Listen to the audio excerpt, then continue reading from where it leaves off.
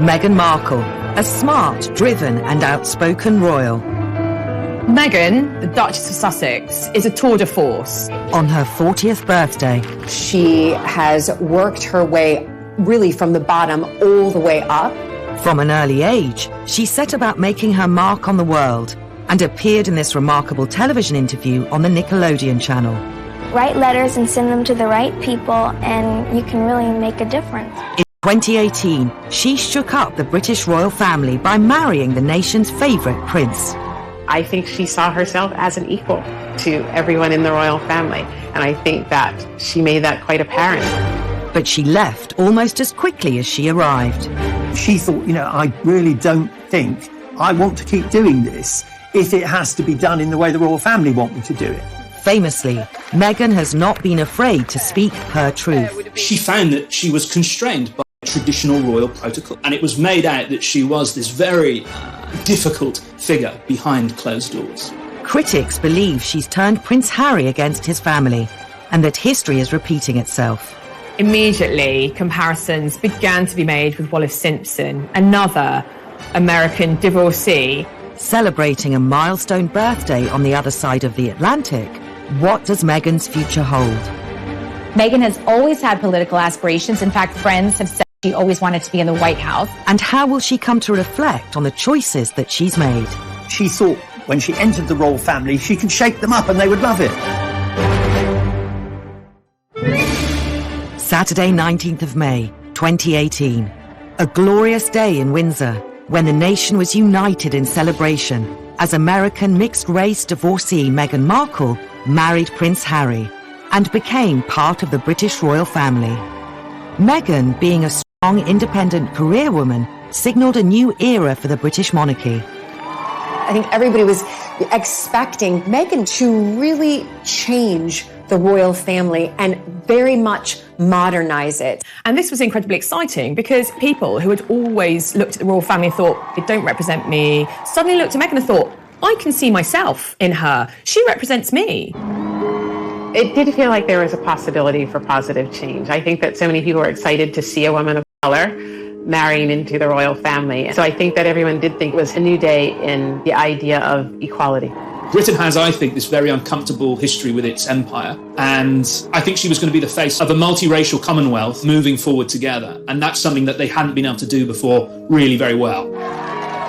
The royal family wanted to capitalize on Meghan's outspoken, articulate nature. And Good evening. That doesn't feel like Meghan was known for championing women's rights. In 2015, she became a UN advocate. And when she appeared at their women's conference in New York, she gave a rousing speech. I am proud to be a woman and a feminist.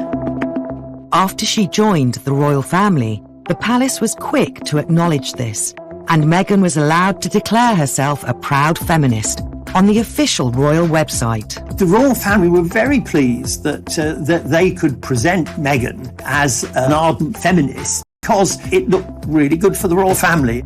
It soon backfired. The thing is, this was someone who wanted to be a feminist on her own terms. She was a maverick, and it's very difficult to be a maverick in the royal family. I think all those positive attributes that Meghan has meant that she was not willing to listen and she was not willing to learn. She wanted to do everything herself. Within just 18 months of the wedding in May 2018, Meghan's independent and outspoken nature, that was once championed by the monarchy, had seriously clashed with its protocol. And by January 2020, she had left both the royal family and the country, taking Prince Harry with her. It always was going to be a difficult transition to become a member of the royal family where you can't speak your opinion. Where once she united people by joining the royal family, Meghan's choice to quit along with Harry seemed to divide the nation. It all becomes very personal. It's all about Meghan the diva. Meghan wanting things her way or no way. Meghan completely misread what it would be like to become a member of the royal family. Her friends had said to her, do you realise what you're getting into? The press will never leave you alone. And I Because she's this very confident, dynamic, forceful woman, she thought, I can cope with it. Meghan's decision to air her grievances to Oprah Winfrey added fuel to the fire. You really are having a baby. One of her motivations for going public on Oprah was to try and force change. The Oprah interview was kind of the apotheosis of all of that, because she effectively was saying, if you're not listening to me when I talk to you privately and nothing changes, I'm going to press the nuclear button and go public. I mean, that's the sad irony of the last 4 years, is I've advocated for so long for women to use their voice, and then I was silent. Were you silent or were you silenced? Any of us imagine Camilla or Kate saying, I'm going to give you my truth. It's just a grandiose way of saying my opinion. What's very interesting to me is the reception of Meghan in the US versus the UK. The Oprah Winfrey interview had public support from people like Beyonce and Joe Biden, the president, to say he supported it. Americans perceive Meghan Markle as a victim of racism. And Brits perceive Meghan Markle as a climber, as a narcissist, as almost a kidnapper of Prince Harry. The frank interview with Oprah revealed a number of reasons why Meghan had decided to leave the royal family with Harry. So were you thinking of harming yourself? Were you having suicidal thoughts? Yes, this was very, very clear. Wow. Very clear and very scary. And, I didn't know who to even turn to in that. When she talked about the fact that she had suicidal ideations, the pressure had got so bad that she felt she couldn't go on anymore. When she was pregnant with her firstborn child, I mean, that's just horrendous, to be in that place where you just feel you cannot go on anymore. I felt very, very sorry for her.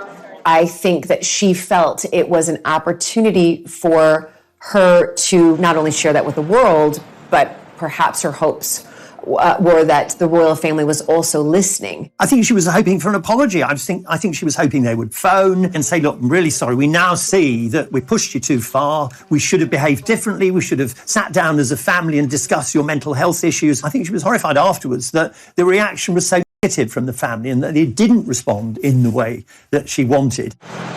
The interview with Oprah seemed to leave little room for reconciliation with the royals. I think the amount that you expose yourself, people think of you as calculated. And being calculated, particularly in the position she's in, is not necessarily, I think, a bad thing. Opening these conversations, having this discussion, I think the royal family has had a wake-up call. Certainly it's going to change the way things are done in future. I can be absolutely assured that the next time someone within the family has a mental health crisis, they will have everyone's attention. Turning 40 is a landmark for Meghan, as she capitalizes on her freedom to voice her truth, uncoupled from royal protocol. But her determination to speak out was forged at an early age, when she took on one of America's corporate giants. Perhaps this was always a sign that Meghan would be a very different kind of royal. Gloves are coming off.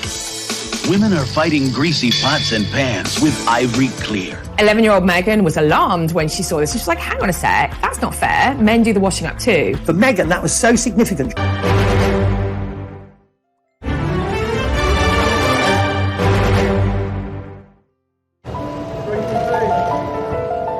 As Meghan Markle reaches her 40th birthday, her relationship with the royals has divided the nation. Perhaps it's no surprise. Her early home videos suggest that her personality as an outspoken, independent woman has been there since childhood.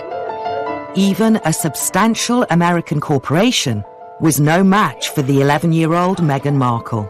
Meghan had her first success in challenging sexist behaviour. There was an advert for washing up liquid, and the tagline was, "Women are fighting greasy pots and pans." The gloves are coming off.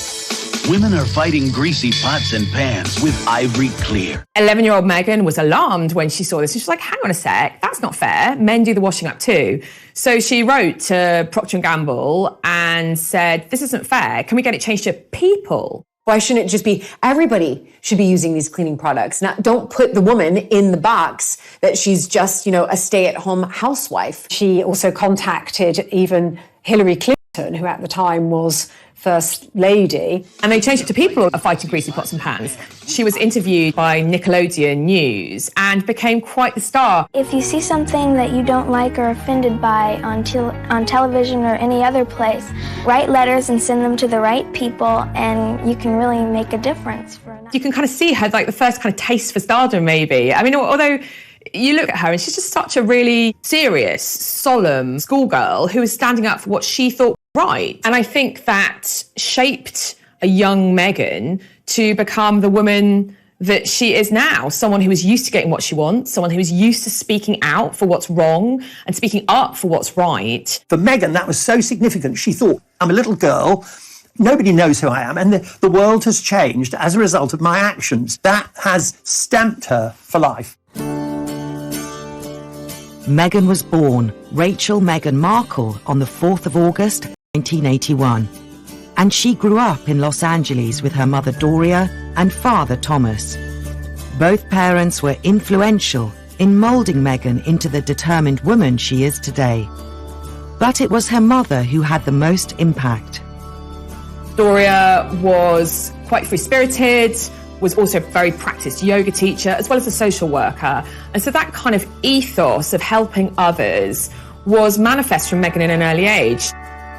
Doria pushed this idea from Meghan's earliest years that you can do, if you believe in yourself and you work hard and you're really determined, you can do whatever you want. Principle for Meghan's whole life. But the American dream of being able to achieve anything you want is not top of the priority list for the British royal family, which brought Meghan into conflict with them. You can't really be anything you want to be or do anything you want to do or say anything you want to say. Your duty is to the Queen. And I think that's very difficult for somebody like Meghan to switch that American dream, if you like, off and be told, right, so now you just have to do what we say. Difficult. As she grew older, Meghan's nature was shaped more and more by her experiences of the world. When she's growing up, she's also exposed to international issues of poverty and deprivation. Her mother takes her, for instance, to Jamaica and to Mexico when she's still quite young. And there, Meghan sees for herself the poverty on the streets, the inequality. I think she began very quickly to think, I can do a lot of good. All Meghan's talk about wanting to help the underprivileged stems from these trips around the world where she saw the underprivileged at a very impressionable age. She also volunteered at a soup kitchen in Los Angeles, and Doria brought her daughter up to always ask what she could do for other people. Rather remarkable in terms of her devotion to public causes, what she thinks is wrong. And from a very young age, she's encouraged to stand up for her beliefs. Her father, Thomas Markle, worked in the TV business and was a successful lighting director on the Emmy Award-winning sitcom Married with Children. It was Thomas who encouraged Meghan to take up acting, and she was an extra in this episode set at a school disco. Hey, listen, Kelly gets that jeans gig and we'll call it even. Nah, it's okay. She was the apple of his eye, and they were very, very happy. Even when he and Doria separated, they kept on very good terms for the sake of Meghan. And in fact, Meghan lived with her father, Tom, for a number of her teenage years. He paid for her to go through private primary and then private secondary school. He also helped pay for her to go to university. In 2003, Meghan graduated from one of the leading universities in America, Northwestern in Chicago, with a bachelor's degree in theatre and international relations. Then she turned her attention to acting. After a series of small parts, in 2011, she landed a significant role in a glossy new law drama, Suits. Her character, Rachel Zane, featured in the first 7 seasons of the show, which went on to take control of everything she did. I think Meghan has always looked at every opportunity and seen how she can rise. While she was filming Suits, we know that she was very outspoken about what she was wearing on telly so that it wasn't over-sexualized. She wanted to be portrayed on TV as this strong woman character, not as a sex symbol. Her character became very popular, and she knew then that she had the power to have a voice. And at one point, she felt comfortable enough in her popularity and power to be able to say, I don't want to have any more scenes where I'm wearing just a towel. She saw that as being gratuitously sexist.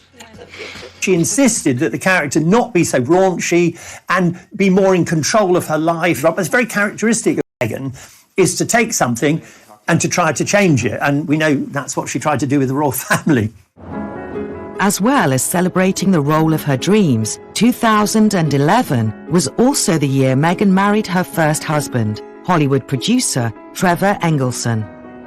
With Meghan living and working in Toronto, and Trevor based in California, they soon drifted apart. By 2013, they had divorced.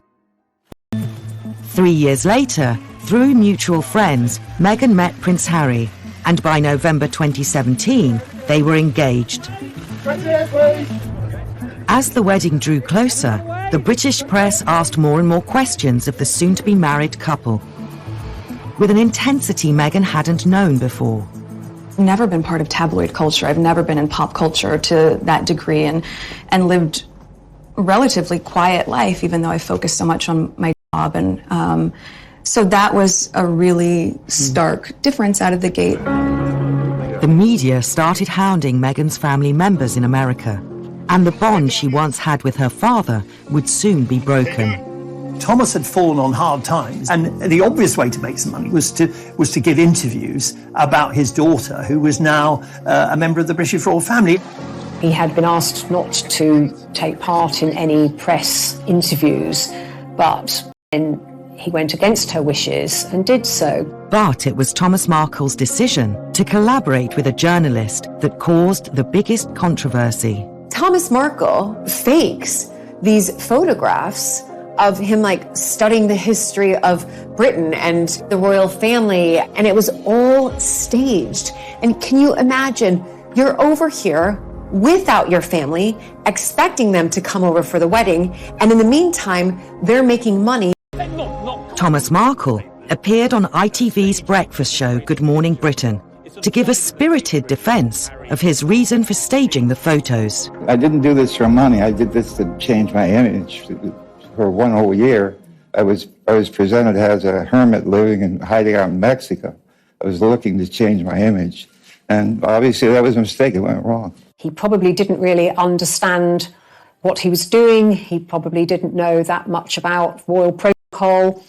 And he's an American, totally different mindset. But it wasn't just her father selling stories. Meghan's half-siblings were also accused of selling out. Her half-sister Samantha took a more brash approach when she appeared on Good Morning Britain. Let's face it, we all have to survive.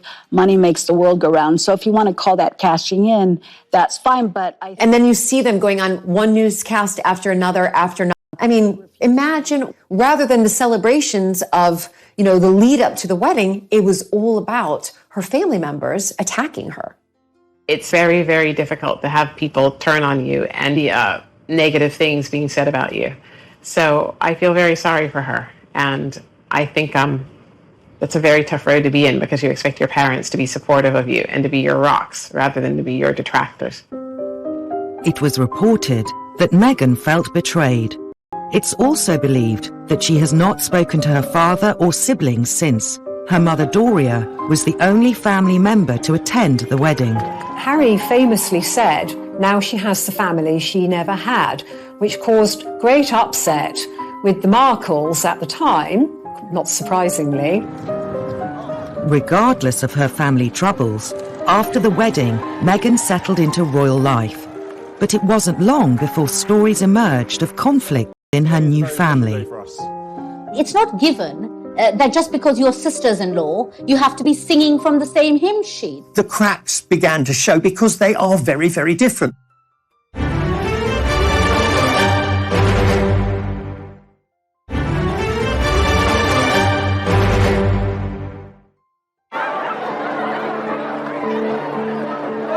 Meghan Markle is celebrating her 40th birthday.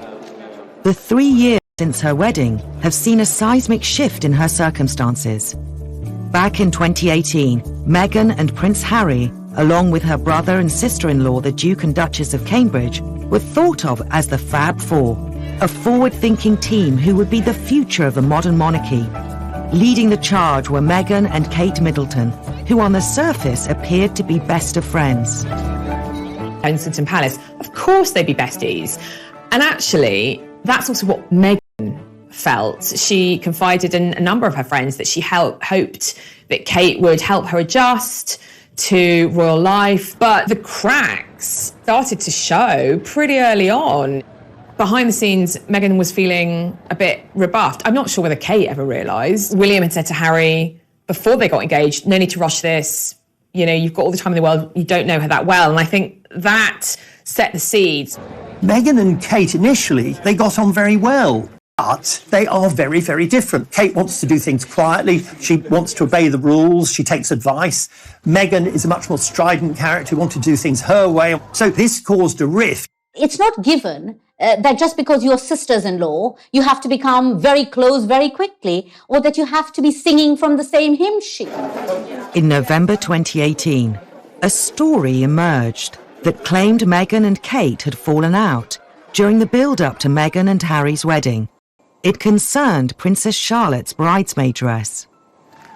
The story of Charlotte's bridesmaid dress, Meghan's wedding, is a very interesting one. We know that it was given out initially that Meghan had made Kate cry. Catherine had tried to have some influence on the bridesmaid's dress. Meghan didn't like this. Meghan made Catherine cry. Then, when we got to the point where Meghan was giving her interview to Oprah, we discovered the opposite's true, that in fact it was Kate who upset Meghan. It wasn't long before the press started to pick up on their differences. Meghan became increasingly agitated by the headlines she was getting. It was almost as if the British tabloid press was really pitting Meghan against Kate. There were quite sexist portrayals and sexist descriptions of her as well, especially in contrast with the Duchess of Cambridge, Catherine. This really came to a head at the time Meghan was pregnant with Archie, when Meghan was cradling her baby bump.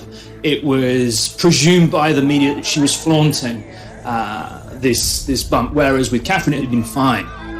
There were very definitely negative headlines about Meghan. I mean, there's a very famous comparison where Kate talked about liking avocados in her pregnancy, and they did a big, lovely piece about Kate Middleton. And then Meghan had avocados, and all of a sudden she was supporting all kinds of atrocities. The article claimed that the huge rise in popularity of the fruit and the large sums of cash farmers were now making in South America had led to extortion and kidnappings. And in turn, therefore, Meghan was contributing to this. So the same story was presented. To stop that happening is to simply ignore it. Complaining was pointless. You make a big stink about it. All that happens is the story just runs and runs and runs. Despite the negative headlines, Meghan's passion for helping others was making headway with the public.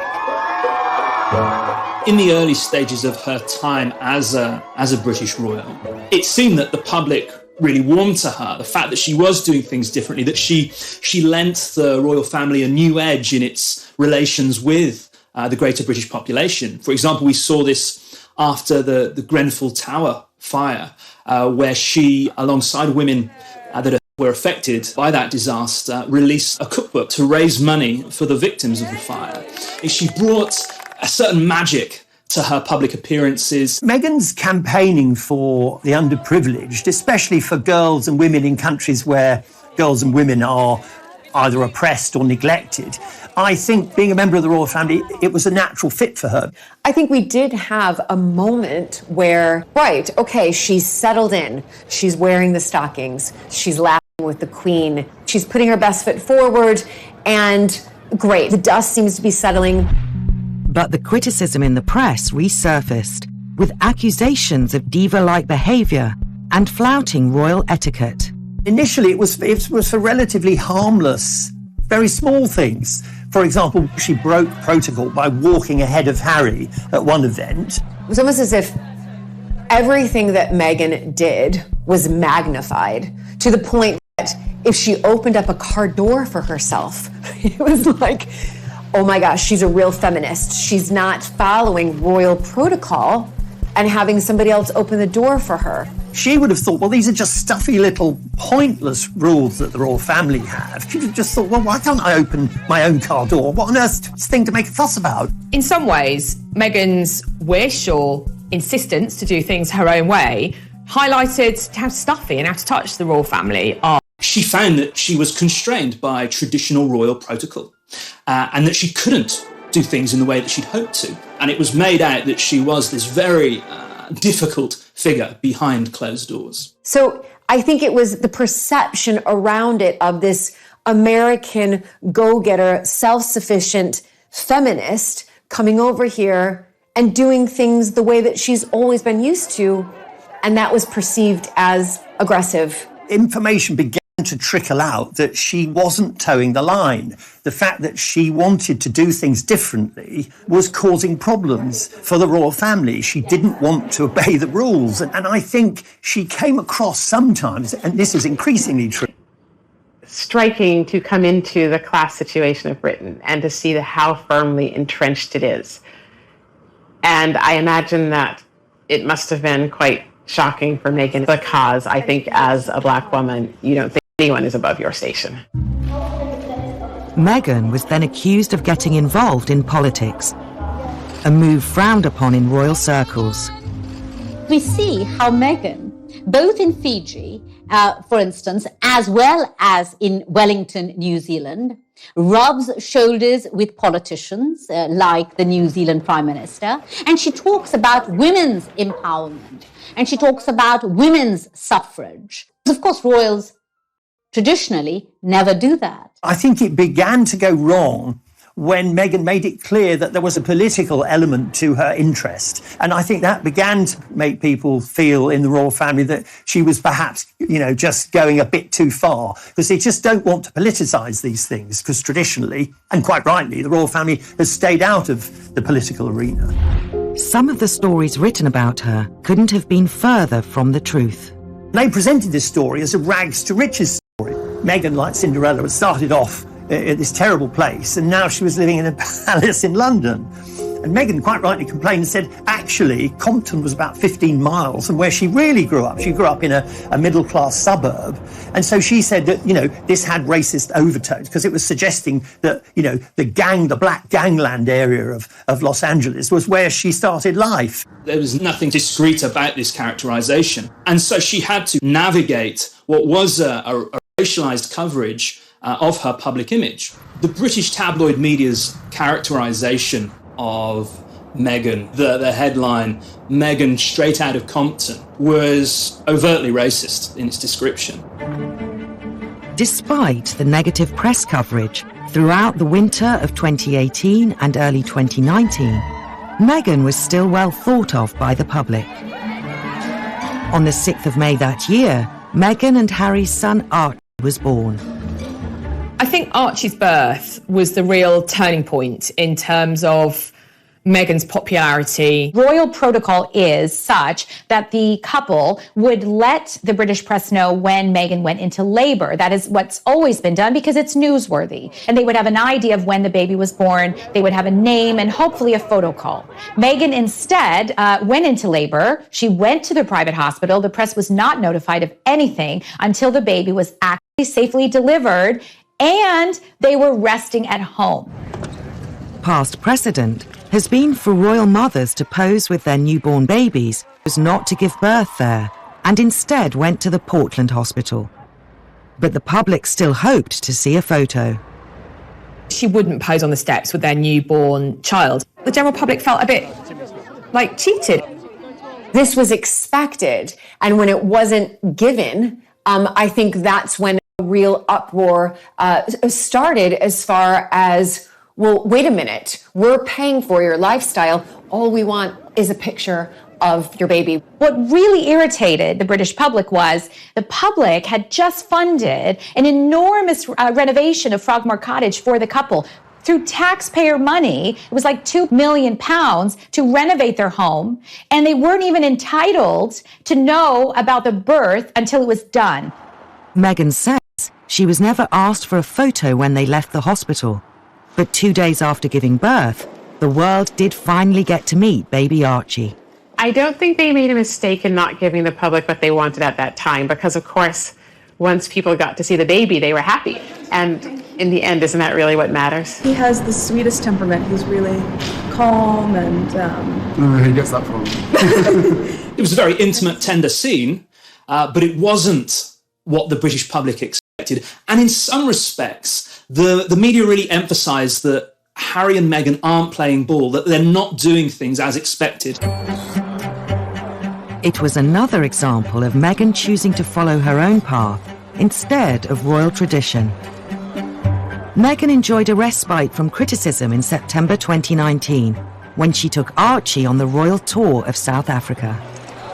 Meghan and Harry have a remarkably successful visit with Archie to South Africa. And of course, they famously meet Archbishop Desmond Tutu on that visit. And on many occasions, Meghan, is allowed to do her own thing, to go and meet women in the townships and talk about violence against women. It did produce far more positive press coverage. We were able to see Meghan, as it were, at her best. Meghan stood on a tree stump and gave really quite a powerful speech. I am here with you as a mother, as a wife, as a woman of color, and as your sister. Here she was saying, yes, I might have married into the most famous and wealthy family in the world, but I'm still one of you. She wasn't being too political, but she was using her own experience to say, I want to be your figurehead and I want to be here to help. Behind the scenes, Meghan seemed to be unhappy. The signs of strain were first visible during an interview she gave midway through the tour. She was obviously quite... Thank you for asking, because not many people have asked if I'm okay. But it's a very real thing to be going through behind the scenes. The pressure you're under is pretty obvious. Can you continue with it? It's not enough to just survive something, right? Like, that's not the point of life. You've got to thrive. You've got to feel happy. And I think... Which takes everyone really by surprise, because we all think that she is happy, that she is thriving, that she is doing what she wants to do. It was such a direct criticism of the royal family. She was effectively saying, look, I have problems and nobody in the royal family cares. That was a real turning point for everyone, to hear them say something like that, not just in whispers, not just as often is done through palace leaks. It was quite brave. It had quite a backlash. Here, Harry and Meghan were in one of the most impoverished continents on the earth, and they had visited some of the townships where some of the most dispossessed and poverty-stricken people lived. And Meghan was complaining that people hadn't asked her if she was okay. When people are feeling very unhappy, it does rather take over your every waking thought. So it might be that, she just felt she had to get it out. There were some who say that Meghan actually ruined the tour. They certainly ruined the goodwill from the tour by making it about themselves. This latest batch of negativity was the last straw, and Meghan was about to make a decision that would shock the nation. She thought, I really don't think I want to keep doing this if it has to be done in the way the royal family want me to do it. She realized, I have to leave here. And they go to Canada. And that was the beginning of the end.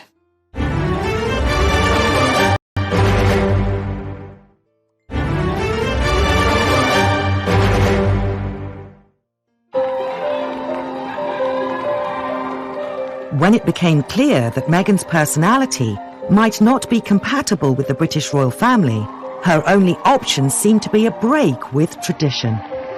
This wasn't the first time an American divorcee rocked the British monarchy by seeming to steal away a beloved royal. The appearance of Wallis Simpson on the arm of King Edward VIII in the 1930s led to his abdication, as he chose love over duty.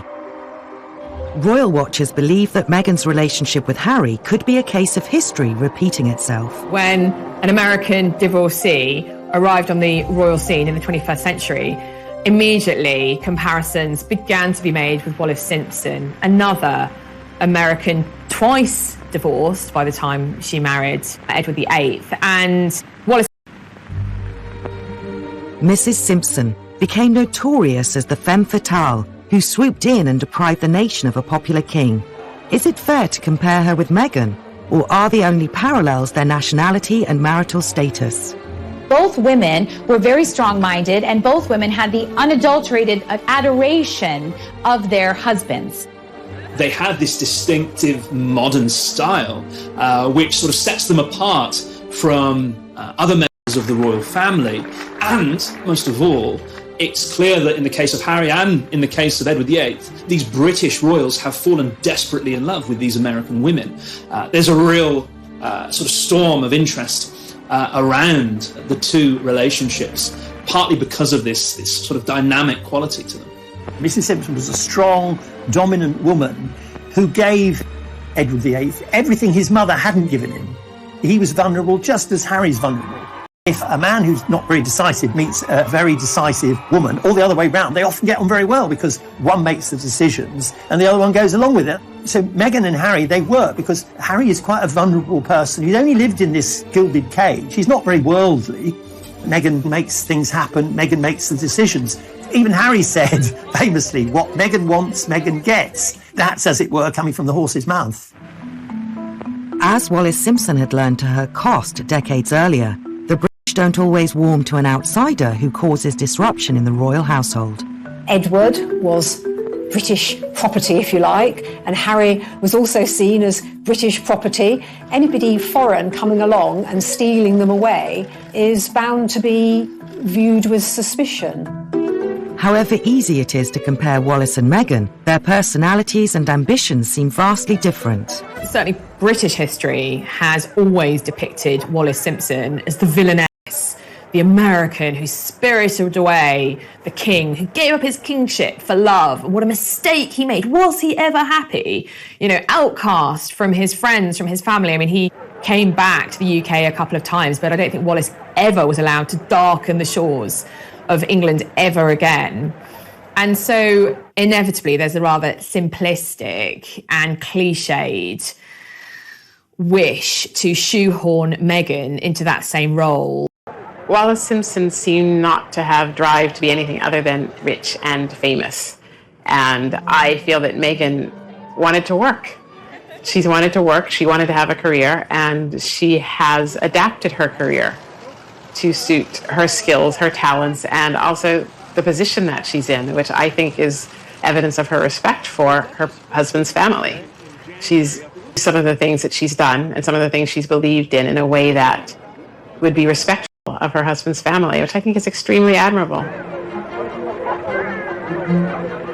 While Wallis and Edward were effectively sent into exile by the royal family, in 2020, Meghan and Harry took control of their own lives and relocated to Vancouver. The move shocked not only the media but also the royal family. Initially, the Sussexes shared the same ambition as Edward, to pursue royal duties while living away from Britain. Originally, Edward had wanted to have a more dynamic role as a representative of the royal family abroad, living in the USA or living in Europe, but his brother, George VI, the new king, and the king's courtiers denied him that more dynamic role. Occasionally he'd pop back up, he'd write a series of newspaper articles talking about his earlier life, talking about the abdication crisis. That made him a bit of money, and then he sort of disappeared again. In the case of Harry and Meghan, they now exist on the periphery of the wider royal family, and yet they've embraced new dynamic roles. They want to do things for themselves. They want to make their own money. They want to embrace new philanthropic opportunities and promote new causes. At first, moving to Canada seemed perfect. It was familiar to Meghan from her years filming Suits, and as part of the Commonwealth, it was an ideal place to represent the royal family. One of the reasons that Meghan and Harry first went to Canada is because it's a Commonwealth country. And remember, when they were in Canada, this is when the negotiations were starting. Right, we're in a Commonwealth country. We want to make this work. We want our privacy. But at the same time, we want to become financially independent. But we can still serve the Queen and do our duty to the Queen by staying in a Commonwealth country. And I think that they thought they must have had a good shot at it. It was given out that, they wanted to protect Archie. from presumably press, from all the tensions in the family and from press intrusion. But I think to royal watchers, it looked very much like a temporary arrangement and something that hadn't been thought out. I think they had reached a point where they had decided that being a royal wasn't going to really work. They wanted to get away from the press intrusion. Now he had a child, he was determined that he was going to protect his son and also his wife. And obviously it was a joint decision for them to go. They went to Canada to decide what they were going to do next. The press dubbed the move as Megxit and seemed keen to lay the blame for the couple's departure at Meghan's door. Meghan was portrayed. It was all her decision. She was forcing Harry to do that. That was massively simplistic. It was a decision taken by both of them. She was offering him a better way of doing things, a different way of doing things.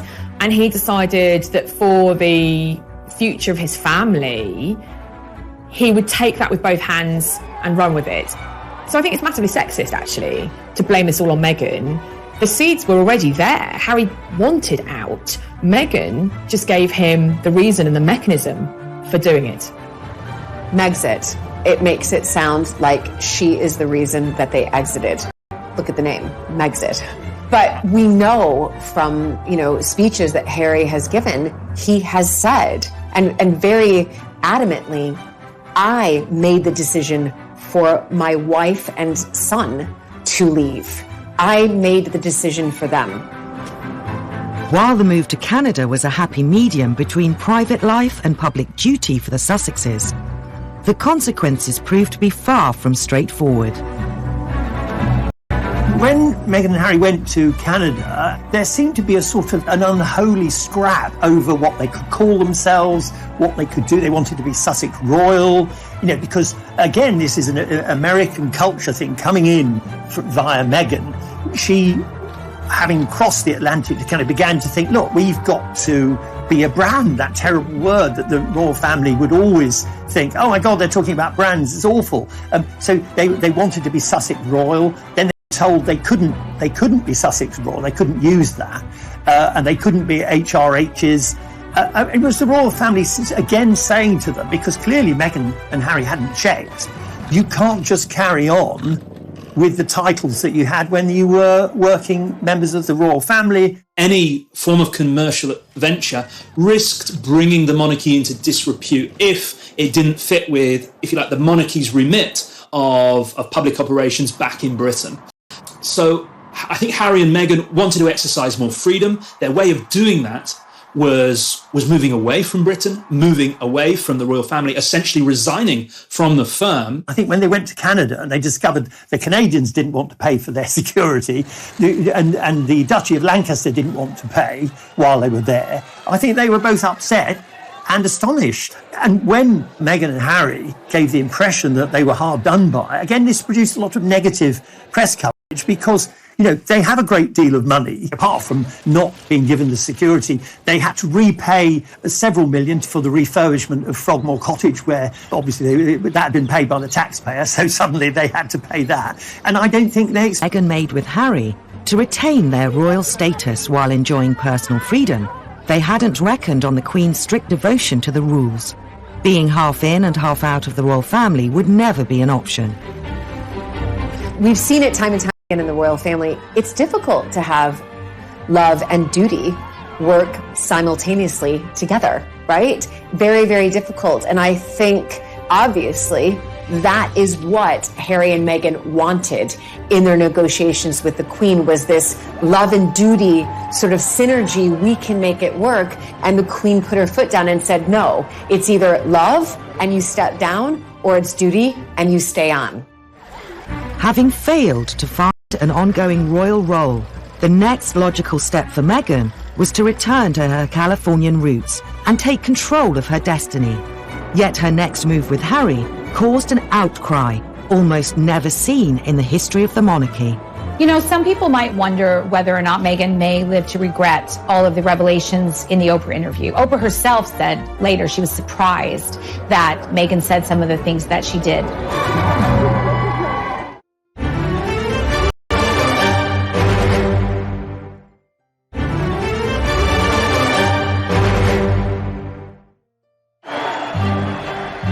After a few short, turbulent months in Canada, it was time for the Sussexes to regroup and start again. Returning to the UK was impossible. The obvious location to settle was California, the place Meghan knows best, free from the shackles of duty. Here she could use all her contacts and media know-how to turn the Sussexes from exiled royals into a successful and profitable brand. America welcomed the Sussexes with open arms. There's this very determined, forceful woman who wants to make as big a splash and probably make as much money as possible as soon as she can. And so it's easier to do that in California with her connections than it would have been to do it in Canada. Also, I think the press reaction in America to this was that Meghan's come home, she's been badly treated by the British royal family. I think she's got a lot, it's a much more positive coverage, not universally so. I think some sections of American society thought she couldn't hack it, and that's why she's gone back. So I think it's a slightly mixed picture. Many people who, in particular in America, who are royalists, they would have always wanted, especially one of Princess Diana's sons, to actually live there. So this isn't just any royal. This is Princess Diana's son. She was on the cover of People magazine 57 times, right? The most out of any other person in the world. So his American wife, his half American, half British son, in one sense was just like too good to be true. No time was wasted in striking new deals and branching out into previously forbidden territory. But they now faced competition from the myriad of Hollywood A-listers with causes to promote. So Meghan and Harry have been busy since they moved to California. They've struck a number of deals. We know Netflix, they had a podcast, a deal with Spotify. Meghan's had a children's book released. Harry's taken on a job in mental health, sort of coaching at a big startup in the Silicon Valley. They have done a lot of things. However, none of them will ever have the attention of the world the way, say, their tour of South Africa did, the way, say, their wedding did. They will not be meeting with of state. They will not be having a global platform from which to have a voice. Yes, they have a charitable foundation, but so do a lot of celebrities. And they're now celebrities. There is no way that they won't have keenly felt the difference between being a celebrity and being a royal. They're not in the same league. The glare of publicity was still firmly trained on the former royals, at a level far greater than Meghan would have experienced during her acting career. Because of the royal brand, they can get all these multi-million-dollar deals. But the problem with that is that they have to keep reminding everyone that they're royal. And to do so, that means giving more and more away. They have to talk about more private moments. Harry and Meghan have consistently argued that they don't have sufficient privacy, that their lives are difficult and burdensome because of the glare of the media's limelight. Then they go to the US, this narrative continues until they suddenly open up about everything by agreeing to an interview with Oprah Winfrey. And suddenly this idea of privacy completely goes out of the window. They are instead opening up very publicly, in the most public of fora, knowing that millions of people around the world are going to tune in to see and get a glimpse of the inside story behind Harry and Meghan's separation from the House of Windsor. Any hope of living a quiet life ended in March 2021. In the now infamous Oprah Winfrey interview, Meghan made shocking claims of being silenced by the royal institution. There was something Oprah said which I found absolutely astonishing in the interview. She asked Meghan, were you silent or were you silenced? Were you told to keep silent? How were you told to handle tabloids or gossip? Were you told to say nothing? Everyone in my world was given very clear directive from the moment the world knew Harry and I were dating. But what I want to say about that is anyone who knows anything about the royal history, all the royals are silenced. None of them can say what they think. They can't go meet some head of state and then later say, I didn't like him. They're all silenced. That's why they're here. That's why they're in power. That's why they never got beheaded. They're all silenced, all of them. So for Meghan to be silenced is no different than how Prince William is silenced. Why is it okay for them not to be able to express an opinion, but not for her? It's difficult to really pinpoint why they did it. But I think one of the main reasons that most people can agree on is that they're angry. They're angry at the royal family and how Meghan was treated. And that's all coming out even after the Oprah interview. You know, some people might wonder whether or not Meghan may live to regret all the revelations in the Oprah interview. Oprah herself said later she was surprised that Meghan said some of the things that she did. I think the problem for Meghan is she was angry, she's upset. I think she thought when she entered the royal family, she could shake them up and they would love it. They would do things Meghan's way. And when that didn't happen, you know, and she came up against what she sees as the forces of reaction, it made her so upset that that interview was her way. And I think it was the only way she could see to get her revenge and put the case as she saw it. I think later on she'll think, you know, I shouldn't have burnt my bridges to that extent. I mean, don't forget, the only member of family that she really sees is her mother, Doria. She doesn't see any of her father's family. And Archie and Lilibet, grow up without seeing any of their cousins.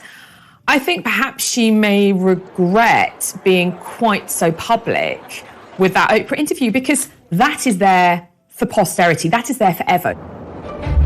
Despite the damage caused to their family ties, there are glimmers of hope for a reconciliation. If in 10 years' time, we have a change of regime, we've got King Charles, the relationship between Meghan and Charles was once so good. I mean, Charles adored her. They had a lot in common, art, music. She used to go around to Clarence's house to have effectively history lessons with Charles on the history of the royal family. Both Meghan and Charles really enjoyed that. Charles is a real passionate historian. Meghan thirsts for knowledge. They had a really good relationship. Now that relationship's pretty much in tatters. Meghan seems intent on making the best use of her unique situation to raise her young family and ensure that her business ventures are successful. Had they remained members of the royal family, that would have been fine. They would have carried on doing all their good works. But now they've got that extra, their reputation has an extra spin. They want to be, and I think the aura around that will carry them a long way in all their financial dealings, their commercial deals. That will work. They're sort of the renegade royals, you know, that actually counts for a lot. Hitting 40, Meghan seems to have achieved many of her goals. A platform on the world stage, marriage and 2 children, and a comfortable home. But will that be enough? She doesn't want to go and be Mrs. Mountbatten Windsor, raising her chickens and growing her own organic veg. She wants to be a superstar. She wants to be this change maker. She wants to be this disruptor.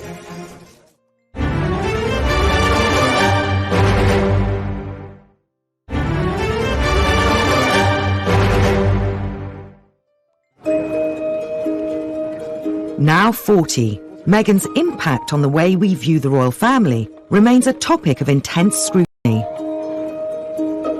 Recent royal events mean there could be opportunities to reconcile the Sussexes with the Windsors.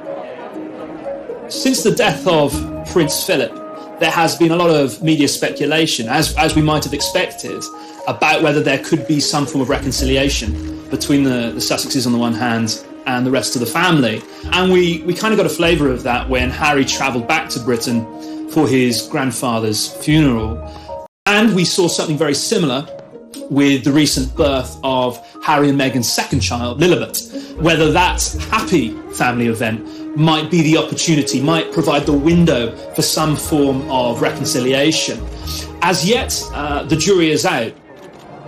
Meghan's royal in-laws aren't the only people with whom relations are strained. Given the emphasis that Meghan and Harry have always placed on the importance of a loving family structure, I think it's really unfortunate that Meghan's own relationships, particularly with her father and his side of the family, seem to have really broken down. But there is some hope now that she is back home, as it were, in California, and he's not too far away physically, that after the pandemic, maybe the two can meet and try and make their relationship work. If not for themselves, then certainly for both Lilibet and Archie. Why wouldn't you want to work on reconciling with your family? Because, you know, at the end of the day, family is, in one sense, it can be your real stability, and it's what we all, at the end of the day, come back to. We do. We always come back to our family. For all of the controversy, a time may come again when, rather than the villainess of the story, Meghan will continually be, in some sections of the public consciousness and the media, be portrayed as this kind of villain who has taken Harry away. I personally think that's too simplistic. I think that Meghan and Harry were very unhappy in their life, and so they wanted to make the change to make a more positive change. I think the problem for Meghan is that they complained about intrusion, about privacy, but actually she didn't want a quiet life. She doesn't want to go and be Mrs. Mountbatten Windsor, raising her chickens and growing her own organic veg. She wants to be a superstar. She wants to be this change maker. She wants to be this disruptor. So to do that, you have to have a very high public profile. And to have that public profile, you have to trade in on those royal connections. And to do that will mean that she will alienate her in-laws even more. There's very little question in my mind that Meghan will be viewed as a villain. What you have to understand is that the British public really loves Harry. They don't want to see Harry as a betrayer. It's far easier to blame this other woman who's a foreigner, but a lot of people still believe that Harry will come back. A lot of people in the UK believe that Meghan and Harry will not be together in 10 years, and Harry will make his way back home.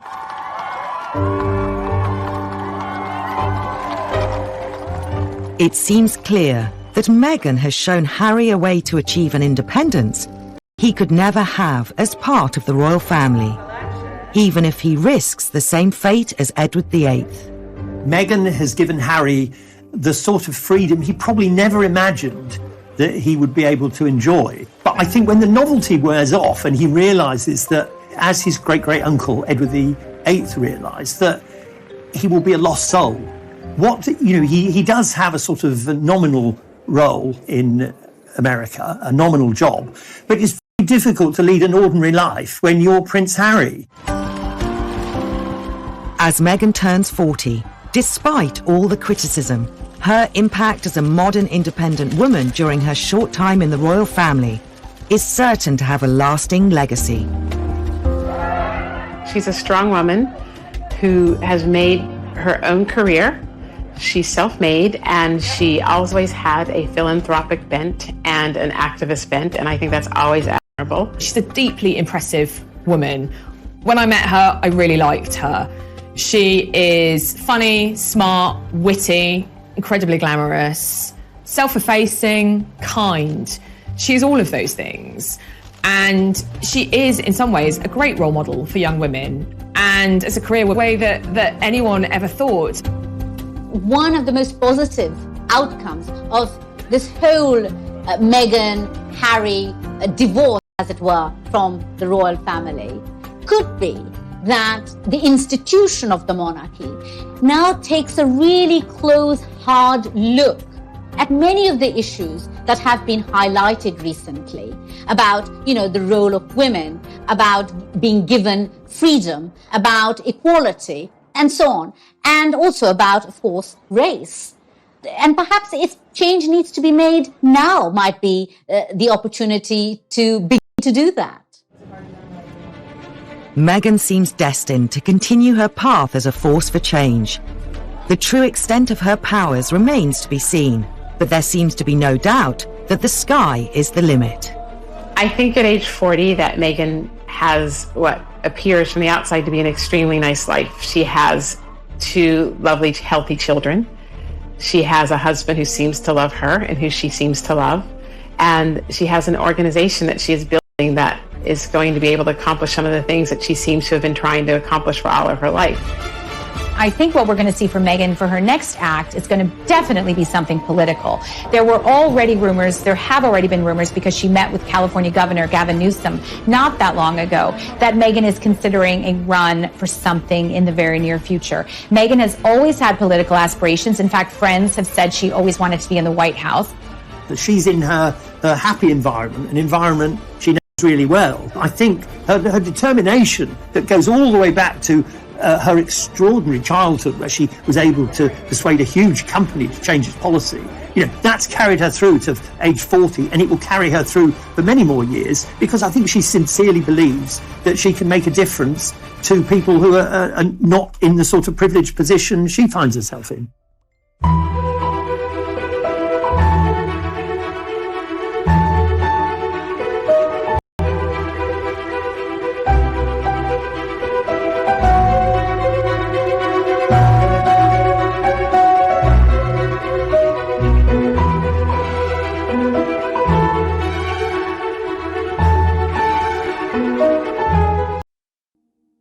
Conversations, having this discussion. I think the royal family has had a wake-up call. Certainly is going to change the way things are done in future. I can be absolutely assured that the next time someone within the family has a mental health crisis, they will have everyone's attention. Turning 40 is a landmark for Meghan, as she capitalizes on her freedom to voice her truth, uncoupled from royal protocol. But her determination to speak out was forged at an early age, when she took on one of America's corporate giants. Perhaps this was always a sign that Meghan would be a very different kind of royal. Gloves are coming off. Women are fighting greasy pots and pans with Ivory Clear. 11-year-old Meghan was alarmed when she saw this. She was like, hang on a sec, that's not fair. Men do the washing up too. For Meghan, that was so significant.